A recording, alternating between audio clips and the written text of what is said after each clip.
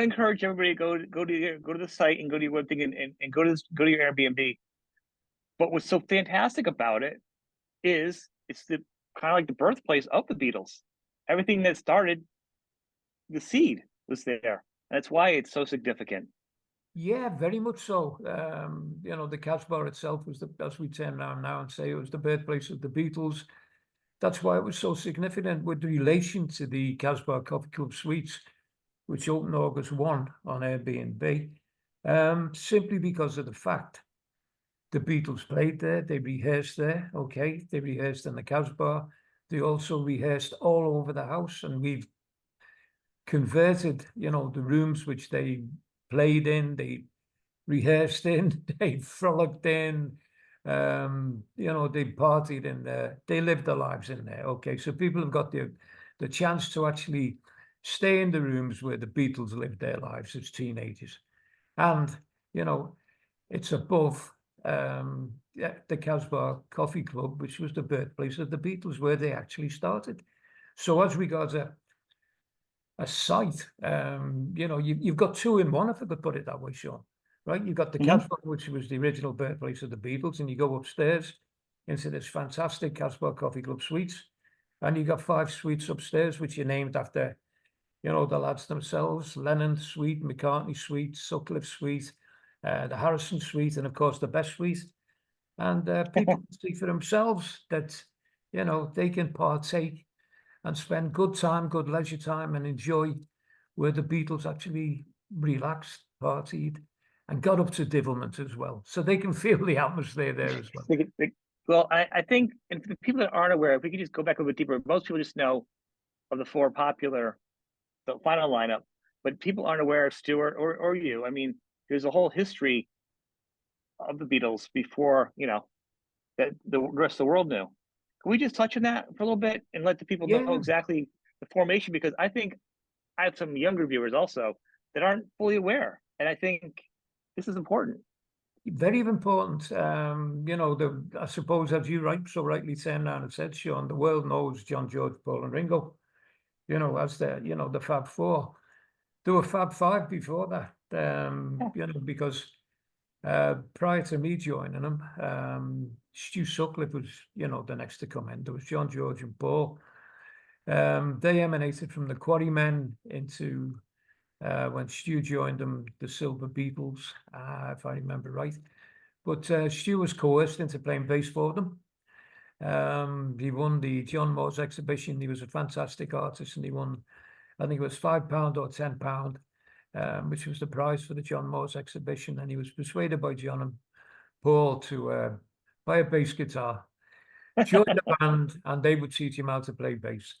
So by the time I joined them, which was in August 1960, Stu was there as the bass player, and I came in as the drummer.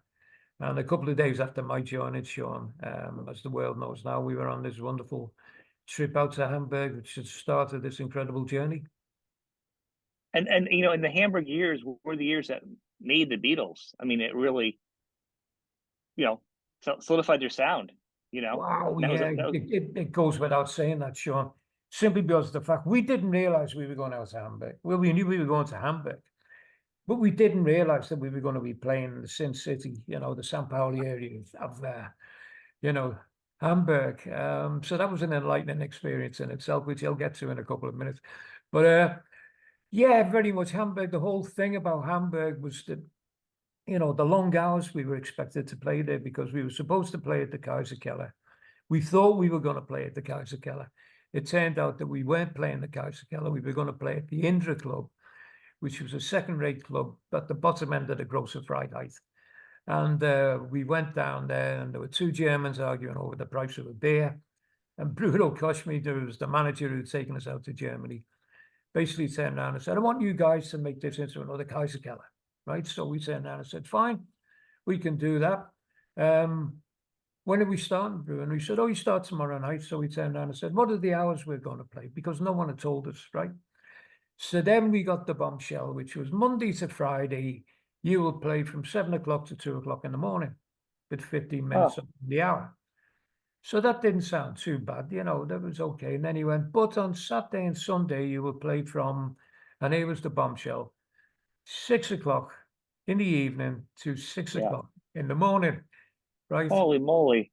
Which we did, but thank God, and I've always turned around and said this, and I'm certain the others would endorse it as well, if you talk to them, that those long hours we put in that first German trip turned us out from being a mediocre band, which we were, Mhm. just a very general run-of-the-road band, into this prolific, raw, savage sounding, great rock and roll band, which just basically took Germany by storm in a couple of weeks' time. And then when we brought it back to Liverpool, that night of the 19th of December, Mo gave us a lifeline again at the Casbah Club. And even where we turned around and said, okay, the Casbah was the birth of the Beatles. Well, it Yeah. was, sorry, December the 19th. I think it was December the 19th, 1960 at the Casbah. The Beatles played there. Mo had them billed as the Fabulous Beatles direct from Germany. And we turned around and said the Casbah was the birthplace of the Beatles. The Casbah was also the birthplace of Beatlemania, because that particular night Yeah. was quite incredible, because Stuart stayed in Germany with falling in love with a beautiful German photographer, Astrid. We all fell in love with her, but he was the lucky guy. He was the lucky guy. And he stayed behind. And of course, I had my friend Chaz Newby step in, who was a great guitarist. And it was quite funny because when we went down the stairs, Mona, my mother, had us billed as the Fabulous Beatles direct from Germany. Mhm. And when we went down, the kids were downstairs. The place was heaving. The place was packed. And they basically, John, George, and Paul went down the stairs, and the kids sort of looked at one another very quizzically and went, hang on a minute, that's John, George, and Paul who used to be in the Quarrymen. Then Chaz and myself came down, right? And they turned around and said, again, hang on a minute, that's Chaz and Pete who used to be in the Blackjacks. Who the hell are these Fabulous Beatles direct from Hamburg? So with that, Sean, they torn off back to see my mother, who was by the entrance to the club, and they turned around and said, who are these Beatles? Who are these Beatles? And Mo turned around and said, oh, give them a chance, give them a chance. I've heard wonderful things about them. And we did, and we kicked off the first song, if I remember. Paul did Red Sails in the Sunset, oh, good, I'm just Molly. And we've been used to, when we played in Germany, we've been used to crowds basically screaming, shouting, dancing on the table, banging beer bottles, raucous, Yeah. applause. And when we finished the number, there was nothing. There was silence. And then we sort of looked at one another very quizzically, and we went, what have we done wrong? But then all of a sudden, it was like an earthquake, like a rumbling. The shock waves hit in, and the kids started to Yeah. scream, and they scream, and they scream. And within seconds after we'd finished the number, the kids were screaming, they were shouting for more. And as I turned around and said, by the end of the night, Beatlemania had started in Liverpool. And that was that, again, the humble Casbah Coffee Club, A- And people need to know. So your mother owned the club, right? Yep. So that's how the connection was. If people aren't aware, I have a little bit dorky knowledge of the Beatles. A lot of it. I grew up, one of my first beat bands to listen to was Elvis and the Beatles. So I grew up Awesome. listening Yeah, yeah, my whole yeah, life. yeah. So I'm aware of all the history. So your mother had owned the club. So how long were you guys in Germany exactly? Because I mean, that was like all those hours every single day was like, oh God, it's like 40. It's like 40 years of band practice in a short period of time to make you a Very super much group. so, I mean, very much so. And when it's you like think sharpening a about it, tool. yeah, I mean, leisure time, we made our own leisure time, to be quite honest. But by the time we'd finished those grueling hours, it was going to have a couple of beers and, whatever other devilment we were getting up to. Because Where were you sleeping? Were you sleeping in the movie theater too? was In I that, what? where would you stay after? Where were you guys staying? Because I remember here at the movie theater, you guys were sleeping in some ramshackle Yeah, room yeah, behind a the movie theater. Bambino. Yeah. Okay, we'd overcome the crisis of playing the long hours, and then we had Bruno Kashmir. We turned around and said, "Okay, where are we staying, Bruno?" He said, "Follow me," and we walked over the road to the other side of the Grocer Freiheit, and there was a back door, which was the back door to a second-rate flea pit cinema, which showed I think B-rated porn movies. So we went in through the back door. It was called the Bambino. Yeah. And we basically, John, George, and Stu were the first in. So there was a light bulb at the end of the corridor. They ran down towards this light bulb, and lo and behold, there was a room by the side of it, which had a camp bed, a sofa, and a proper bed. Okay. So that was their living quarters sorted out. So Paul and I were there, and we turned around and said, well, hang on a minute. We're Paul and myself going to sleep. Bruno Koshme had turned around and said, oh, well, you passed it about 25 yards down the corridor. So Paul and I went, okay. So we backtracked. We went back down this gloomy corridor, this alleyway Yeah. at the back of the Bambi Cinema, and we came upon two concrete dungeons. Okay, no light, and a square knocked out in the middle of the wall which separated the two concrete dungeons, so Paul and I could talk to one another. Okay. Oh my. And they were our bedrooms. Okay. They were our palatial living quarters for that first trip to Hamburg. That sounds like Alcatraz, like a cement prison. Well, It it's sounds been pretty horrible. we've called it many things, but as we turned around and said, it was rock and roll. And it was get on with it, and thankful all those contributing factors, the living quarters, the musical education began because we were playing these prolific long hours, and also the fact that we were in Sin City, we were in the red light district of Hamburg. Mhm. Our sexual education grew as well. Okay, we were young healthy men, and we enjoyed ourselves, so it was quite a learning curve, both musically and sexually. The original, kind of like the original Bad Boys of Rock and Roll, really, that nobody ever talks about. You had a lot going on there. How many songs did you guys have when you got to Germany, and then you like even cover songs and originals, and then songs you started probably writing while you were there, because you had to extend the set list, because obviously you were repeating yourself. But did you guys start throwing in new songs, jamming, Yeah, writing songs on the stage? not on the first trip, to be quite honest, Sean. The original material came in when we came back to Liverpool, and it was very much a case of because other bands were copying the type of material that we were doing. But what Yeah, we did, I mean, the material that we were doing anyway, and that was one of the things when I first heard them playing the Casbah, the Quarrymen, struck me, their choice of material and the fact that their vocal ability as well as their playing ability, the harmonies they sang, because they were doing numbers that no other bands would even attempt. And that was the incredible thing. They were doing stuff like by the Everly Brothers, they were doing the harmonies, they were doing the Coasters, they were doing Presley, they were doing Little Richard, they were doing Vincent, Cochrane, you name it. They could do it. And other bands in Liverpool couldn't at that time. And of course, when we went out to Germany, we extended our repertoire, but it was standards. We listened to songs on the jukeboxes out there, and it was like, fine, we'll rehearse that, we'll play it. yeah, And they go down well. And the thing is, how we accommodated playing these long hours and not having to have like a set list, which is like 500 songs long. We put two solos into a number. We dragged the number out. What would be a 2-minute number? Or in those days, a minute and a half. By the time we'd thrown a couple of more, second eighths into it and another solo, we made it 3 minutes. So there was like two songs played in the place of one. So we boxed our time up very carefully. And of course, growing with that was the fact that we became seasoned musicians, we became seasoned showmen, so I've always turned around and said that first trip out to Hamburg was such a learning curve for us, you know. No other band in Liverpool could have had that platform, and we were fortunate yeah. to have it. And we thrived on it, and because of that, we became this prolific rock and roll band. So all credit to the long hours in Hamburg. If it hadn't have been for that, God knows what would have happened. God knows what would have happened. What type of band we may have ended up being like. Yeah. Did so early on, was the dynamic between Paul and John always kind of push pull? Love, challenge, love.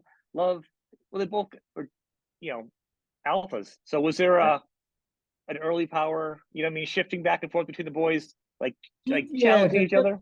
we used to call it one-upmanship, which was very Yeah. much a power play. But it was quite funny because being a drummer and Stu being the bass player, we were the engine room of the band, so we weren't like the frontliners, if you, so to speak. Yeah, So the frontliners were, George, who was very much, quiet in his own quiet manner, but very much into his guitar. But John and Paul, the interplay and the one-upmanship, between the pair of yeah, them, it just added to another dimension for the band, right? It just made the band all that so much different.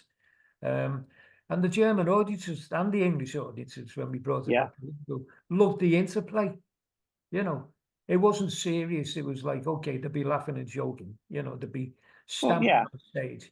You know, John would jump off the piano and do the Nureyev splits in the middle of What I Say just to outdo Paul, who'd be singing it, right? And then, Paul would sing, a Little Richard number and go and stamp all over the piano and pretend to be Little Richard.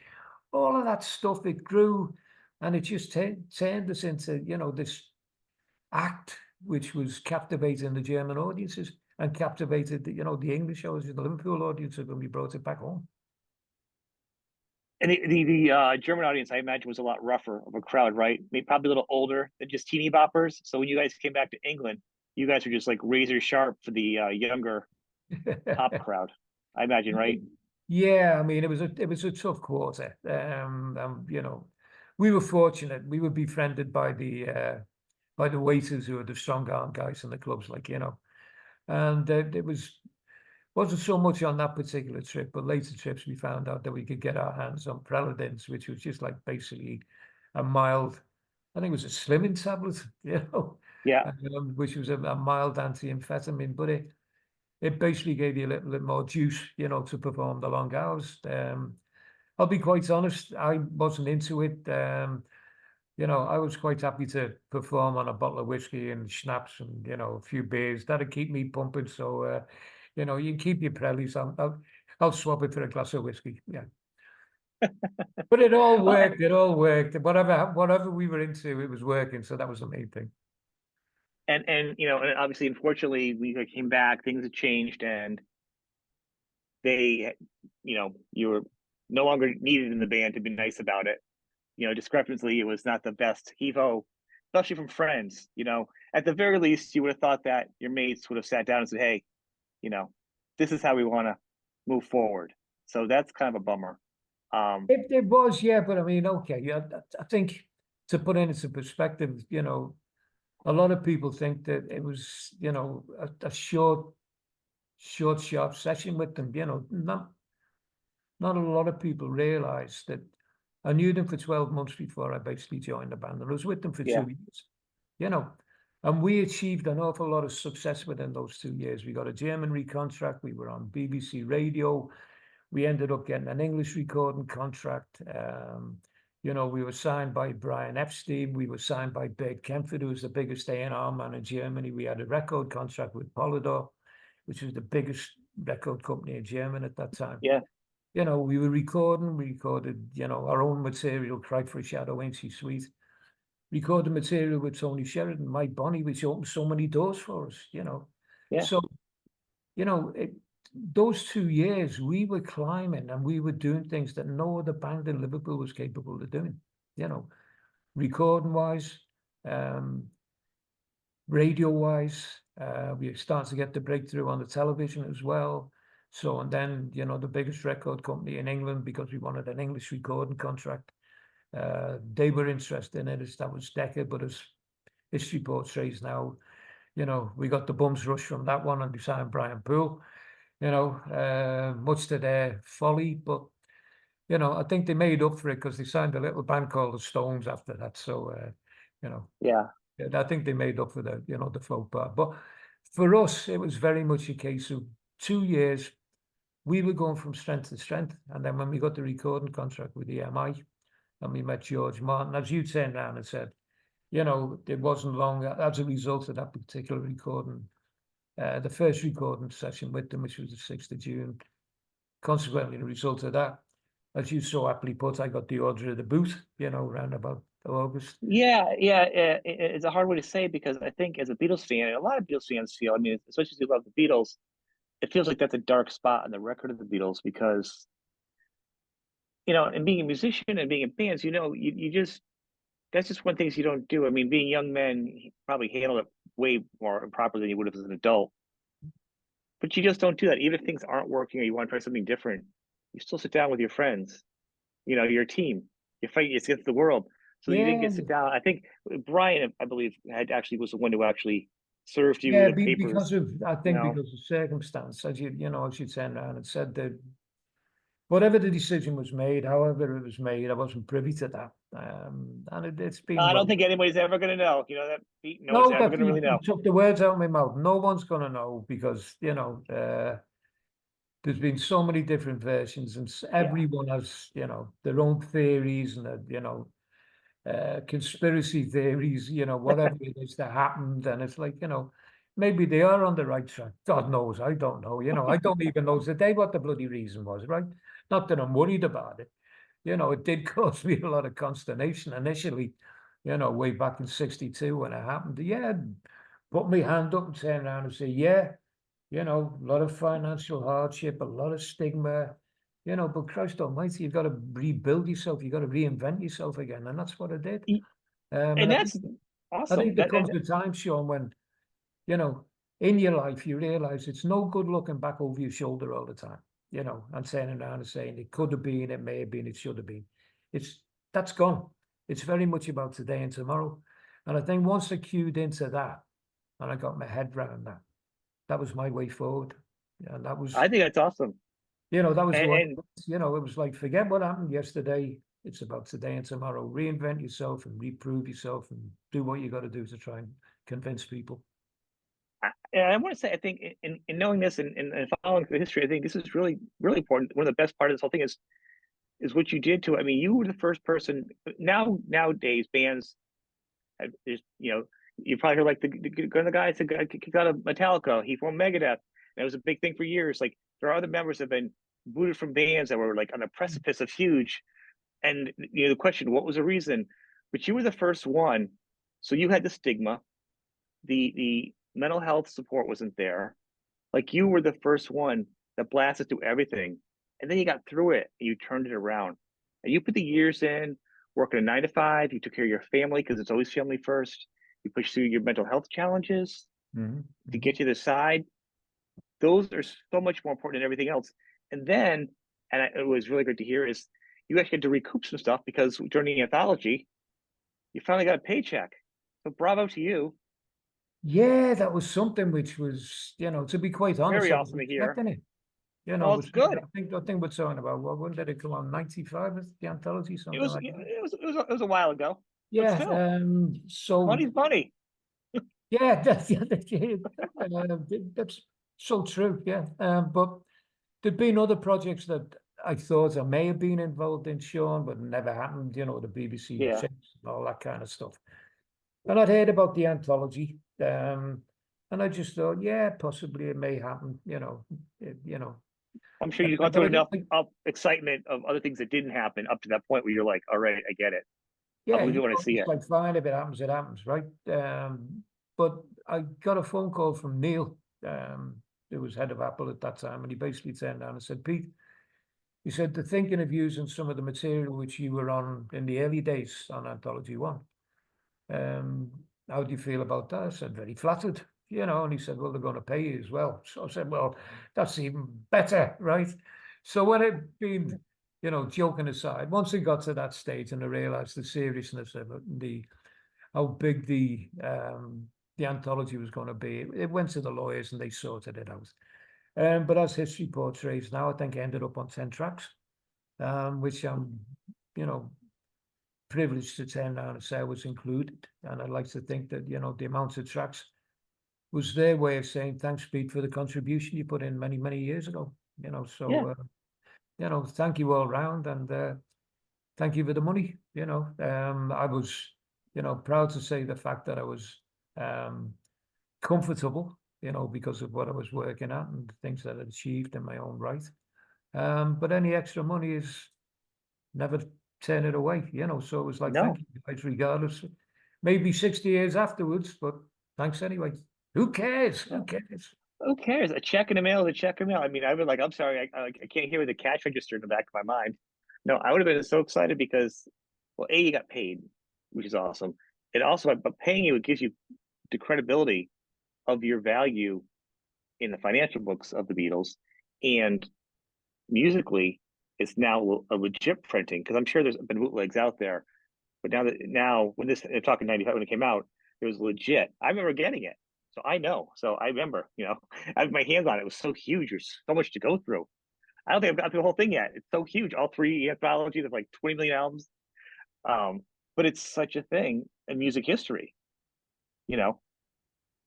It's funny, when you think back, we were a humble band, and I think in Liverpool, our dreams were set um, on getting a record to #1 in the English hit parade. Mhm. That was, to do that for us, that was like the epitome of being a rock star, right? Yeah. No one even imagined, or I don't think we did. I'm speaking for myself on this, and I'm certain the others wouldn't have either. Realized that they were actually going to change musical history, and become the leaders of the world as regards, fashion, musicianship, records, the type of music that was being played, influences, love life. It was there. Whatever the Beatles put their hand to, whether it was fashion, shoes, hairstyles, clothing, music, it became a world leader. Musicians followed them. Musicians were enamored with them. The public was enamored with them because of the styles, and the hairs. The kids loved them because they were the Beatles. They were Mhm. unique. And I think it was like, if you'd have asked 4 or 5 humble Scousers, you know, way back in 1960, all this was going to emanate because we were a rock band, we'd have Yeah. most probably turned around and said, no, you got to be joking. We'd love to think it may happen, but my God, when it happened, right? And they took the world by storm. I think it was hard. I'm sure it was hard for you. You had to deal with like why, the drummer switched. But the truth is, you guys could have broken up in a year and the Beatles never would have happened. You know what I mean? You could have woulda, coulda, woulda. You know what I'm saying? Well, Sean, the other side of it is that, okay, I'll go to turn around and say, personnel change in bands. Okay, drummers All change the time. bands, vocalists change bands, whatever's going on. It just so happened to be that my karma in life was that I was playing for a band, which was the Beatles, okay, which went on to become the biggest damn thing in show business, right? If they'd Right. have been nothing and they'd paled into insignificance, I wouldn't Yeah. be talking to you now, right? Right. I'd most probably be retired, smoking a pipe. I most probably put in 35 years teaching French in a high school or something like that. So, it's one of those things. It was like, it happened. It was my, fortune, because there's two ways of looking at it. And I've always said this. People mightn't agree, but this is the way I look at it. Okay. Unfortunate because you weren't part of the final outcome. Okay. Mhm. But fortunate in that you were part of it and you Yeah. were able to live your own life as a result of that, okay, afterwards, and establish yourself in your own right, even though you've still got people reflecting back and thinking about your time with the Beatles, okay?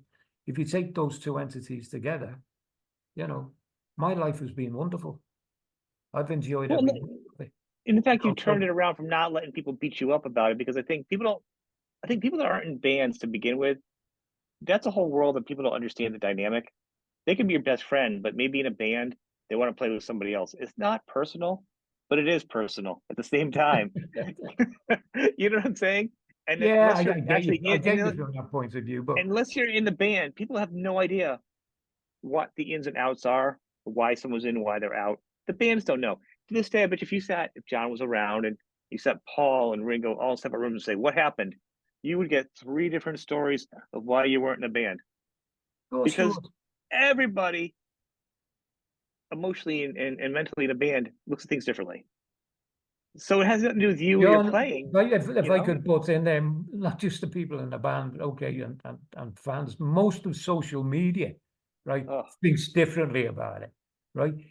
You'd, not that I read everything which comes out, I just haven't got the time, and to be quite honest, I don't go down that line, right? Because every time you read something, someone's put a new slant on something which is about Oh yeah, 55 years old, and it's just another twist on it.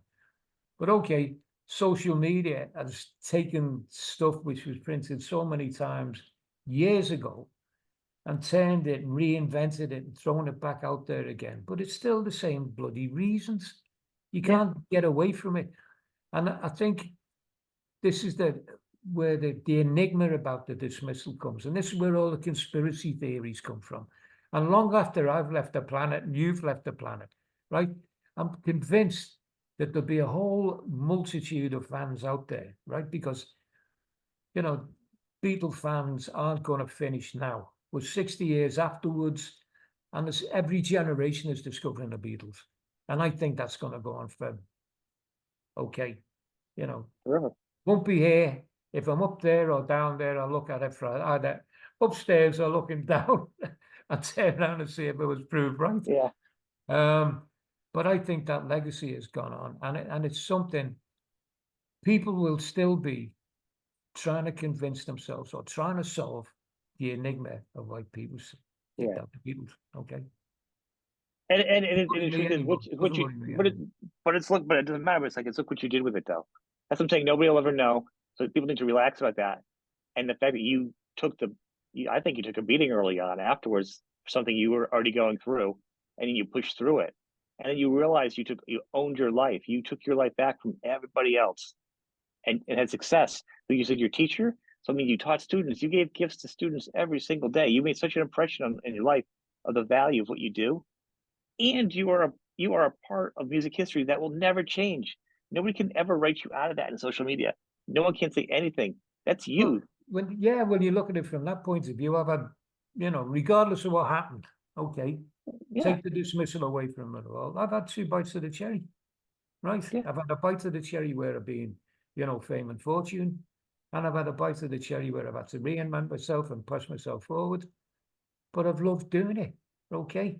And you take those two entities, whatever the learning curve, whatever the experience was, whatever your karma is in life, you don't realize it at that time. I believe right. in it, okay? I'm always of the strong belief that, your lifestyle is written for you. You don't know what the tapestry is, but Mhm. it's out there, right? You just go through the motions, right? And what may be horrendous for you, okay, when you're a youngster, you realize that it happened for a reason, so many years down the line, because that's what karma's about. You realize the fulfillment in life. I've been credible and very thankful that I've been in a position to prove to people, my own capabilities, and that can be, as a person, as a musician, as a family man, setting an example to other kids. If you take all of that, Oh um, yeah. I hope that I've been an inspiration to people and something I that think people so. can look at and turn around and say, I'd like to be like him. Yeah, There was no path when this happened to you. You were the first. Now I can name a billion bands that have like 30 members in the course of the band that have gone through the same thing as you. Not as big, because no one's as big as the Beatles, sure, sure. but you know what I'm saying, though. Like, you're not the first person. They look back. You're not the first person who's been booted from band before it got big, or the dynamic was different, or the manager said something foolish happened, and then a new member could have changed the destination of the band totally. Anyhow, could have, should have, would have. But you took that darkness and turned it into something good. Not right away, and that's inspirational. And you are a musician, and you are still playing now. I do have a question for you, though. How come when you started playing, was it your brother you also played drums with? You did a two drum thing. Yeah, two drums. Yeah, we don't. What was We the thought behind that? thought behind that was it started because I was stayed away from music until 1988, and then in 1988 I was persuaded to do a one-off concert in Liverpool. And my mother was alive then, and she basically turned around and said, be lovely to see both my sons, who were both drummers, on stage at the same time. So when the offer came, I got Roger turned around and said, throw your kids up on stage with me. We'll just play some good old rock and roll. Got in touch with some good old mates from way back, Billy Kinsey, Kenny Goldberg, and um, Kenny Parry. And we just got up on stage and played some good rock and roll. And at the end of it, my mother turned around and said, Pete, you don't know it. You're going to go back into show business. To which I laughed, but my God, how true she was. Because from that moment on, the Office of Work came in and, I went back into show business again. But that's how double drums emanated. But since then, we realized that adds another dimension to the band. It's a great band, it's a very big sounding band. We've got great vocalists within the band. Tony Flynn, Paul Parry, John Sconney. Yeah. But Rogue and I, are double drummers. It's a double drum outfit, but we don't play the same thing. If people think, oh, why does he need another drummer? It's not. If they watch, one's playing rhythm, one's playing percussion. Okay. Well, that's why I'm bringing this So up it now, because compensates one another, right? I haven't got a the- percussion section no, because 1 minute I'll be the percussion section and Rogue will be the rhythm, and Yep. then we change it around. So if people watch closely, we're not both doing the same things. And you take that and you blend it together, it improves the sound. Hence, two drummers. well, and that's important to say, because I've seen interviews with you and I haven't seen a lot talked about that, because I want people to understand there's more to that. There are a few bands that have done that, especially in the '70s. But I think the Dead would do it, and other bands would do it, but not a lot of bands with the kind of rock and roll you do had two drums. So it was totally different. It was like the only band that does that style of rock and roll that I could think of right now, especially that two Yeah, drums doing two different things, yeah. add a different flavor. When you see it visually, it looks weird because it's like just two full drum sets, because people are used to the drum, the bass. And I agree with you. I always call the drums and the bass the frame and the engine of a car, Yeah, I call it the right? engine room. Okay, Yeah. that's where it So all so emanates to from. me, yeah. So to me, the drums are the engine, and the bass is like the framework of the car. It kind of like lays out the frame. The drums drives the engine, and then it That's right. allows the other guys to kind of do their fancy stuff. That's right.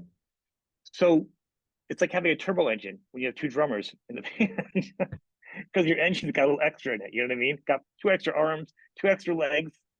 Yeah, that's one way of putting it. But the reason for the double drums, it's okay. Visually, it's good. If you look at it, visual aspect. But if drummers are watching or musicians are watching, they realize very, very quickly that okay, you know, we're not playing the same thing. We're not there just because, we want to. Pete can't play the drums. So we got Rogue standing in who's going to overdub for him. Pete's playing the drums. Okay, and there's percussion in there, and if they listen to it and they listen to the sound, they'll realize, that the two drums are there for a reason. Well, I agree with you. When I first saw it, I was like, "Whoa, interesting!" And I listened to it, and I was hearing both things. But I don't think a lot of people would catch on to that. And I think that's why it was important to talk about, because I don't want, God knows, with the conspiracy theory, there'll be aliens are flying in, adding a third drum set or something. Next thing you know, on the internet, you know what I'm saying? Why is there five drum sets on the stage for Pete? I don't know. I You think it's never know. important. People, Okay, three drum I don't sets. know. Okay, yeah, okay. I'll, I don't I'll know. think about that one. Yeah, I'll think I just about throw it. it there. I'm saying that people are silly, and people that aren't musicians aren't going to realize the difference. They just hear drums. They don't hear, like, as a musician, if you listen to a song on the radio, you're going to hear something totally different than somebody who's not a musician listen to that Yeah, same song. yeah. So it's important to kind of point out to fans the obvious, that how are you doing your songs? As we say, I know I get closer to wrap this up. How are you choosing your songs nowadays? Are you Well, it's a mixture. We're still doing the favorites, which the crowds want to listen to. Because if we didn't play it, they'd be very disappointed. And there's also an element of original material we throw in there, just to prove to people that, yeah, we had a fantastic album out, which was Heyman's Green, Mhm. which had wonderful acclaim from the public. And, there's a couple of songs that we still keep in there, and, just to let people know, it's from our, anthology album, if you could put it that way. My anthology You're a album. musician, though, right? You're a musician and you want to write music. And I think, Yeah, I love so I love an artist original. and it's a how could I say now and put it? It's a stepping stone and it's a show stone. Um, where my own boys can get credit for it, as songwriters. So it's not all about me. It's the Pete Best band, you know, and they've all contributed. They're all songwriters and they're all musicians in their own right. So whatever success we've achieved, it's not just me, it's them as well. So And you've been able to give them success because of your notoriety of that. You've been allowed to take other talented musicians that you like to also share in that limelight that may not have gotten a chance because the music industry is atrocious. It doesn't matter if Very you're much so. talented or not. You don't always get attention if you're talented or not. So Yeah. this is allowing you to bring some other guys some accolades they might not get just because of how the Well, music world is. I'd like to think that, I'm certain they've got their own views about it, but yeah, I mean, just an aside, they're a great bunch of guys. We've had Well, one. that's what I mean. I mean, they're talented, and you're allowed to bring more talented people to the light that the world might not see. Is what I'm saying. You know what I mean? Okay, I'll let you have that one. Go on, yeah, Oh, yeah. come on, Go on, go the band paid me for that one. I tell you, no. on. Good. Well, T, I want to thank you for being on the show. This has been a pleasure. I'm glad we could talk about some of these things, and I could share that. I always thought it was very inspiring what you've done, and kind of turned it into something, even so much better. Mm. And and how happy I was to see you got that extra bit of green in '95. I was always happy as a fan to see that also. You know, so people, let's end on a good note. Let's say, so you're coming over to the U.S. There's some dates. If you don't remember the dates, they can check it out. The His website will be on the link, will be under the show on the podcast and on YouTube. And you've got an Airbnb at the club where Airbnb. where it all started. You can see the Yeah, club. You can stay in the where it all rooms. started, the Casbah Coffee Club Suites, Airbnb, taking bookings now. Bookings are going fast, so move fast. Get into Casbah Coffee Club Suites.